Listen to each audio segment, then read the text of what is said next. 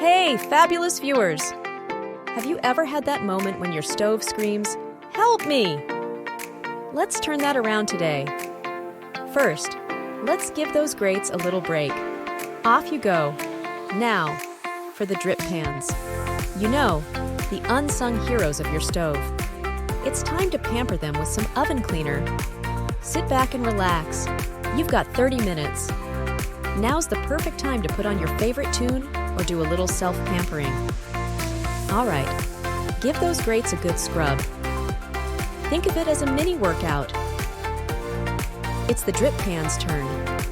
Give them the same love. Or even more because, well, they've seen things. Look at that! If they're not gleaming, give them another round. But they're probably close to runway ready. Here's a thought.